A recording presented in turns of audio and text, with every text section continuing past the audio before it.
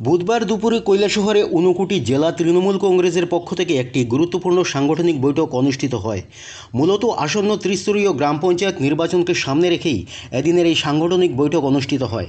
আসন্ন ত্রিস্তরীয় গ্রাম পঞ্চায়েত নির্বাচন ঘোষণা হতেই মাঠে নেমে পড়েছে তৃণমূল কংগ্রেস।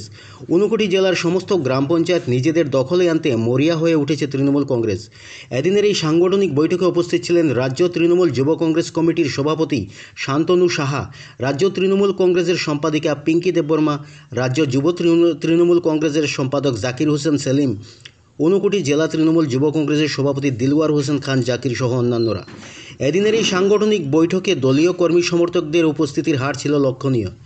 এদিনের এই সাংগঠনিক বৈঠক নিয়ে সংবাদ মাধ্যমকে বিস্তারিত জানান রাজ্য তৃণমূল যুব কংগ্রেসের কমিটির সভাপতি শান্তনু সাহা।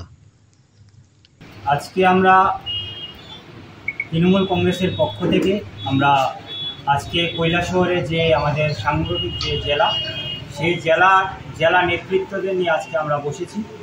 আপনারা সবাই অবগত আছেন যে সম্ভবত আজকে বা কালকের মধ্যেই যে পঞ্চায়েত নির্বাচন, সেই নির্বাচনের দিনক্ষণ ঘোষণা হতে যাচ্ছে।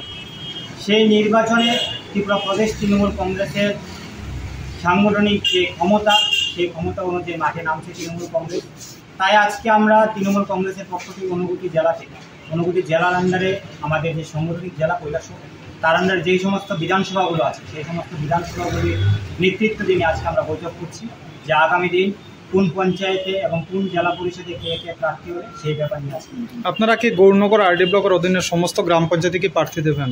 হ্যাঁ, নিশ্চয়ই। আপনারা সবাই অবগত আছেন যে লোকসভা নির্বাচনে মমতা ব্যানার্জি নেতৃত্বে এবং অভিষেক ব্যানার্জির সেনাপতিত্বে যেভাবে পশ্চিমবঙ্গে বিজেপিকে হারিয়েছে, তারপর থেকে ধর্মনগর থেকে সাবরুম পর্যন্ত ত্রিপুরা রাজ্যের জনগণ তারা প্রত্যেকে একটাই লক্ষ্য, যে তারা জানে যে এই যে স্বৈরাচারী শাসন চলছে, বিজেপির শাসন, সেই শাসন থেকে যদি কেউ রক্ষা করতে পারে সেটা একমাত্র মমতা ব্যানার্জির নেতৃত্বে এবং অভিষেক ব্যানার্জির সেনাপতিত্বেই একমাত্র ত্রিপুরা রাজ্যের মানুষকে মুক্ত করতে পারে।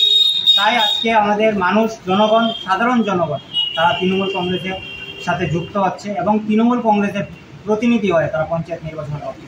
কেমন সাড়া পাচ্ছেন আমাদের কৈলাসহরের? আপনারা সবাই জানেন, আপনি তো নিজে দেখছেন যে কৈলাসহরের কী পরিমাণ। আজকে শুধু নেতৃত্ব দিনে আমাদের বলছে, শুধু কৈলাসহর না, কৈলাসহর, চণ্ডীপুর, এই সমস্ত বিধানসভাগুলির যারা নেতৃত্ব তৃণমূল কংগ্রেস, তাদের নিয়ে আমরা আজকে আলোচনা করি। আপনার পরিচয়টা? শান্তনু, যুব সভাপতি। ধন্যবাদ।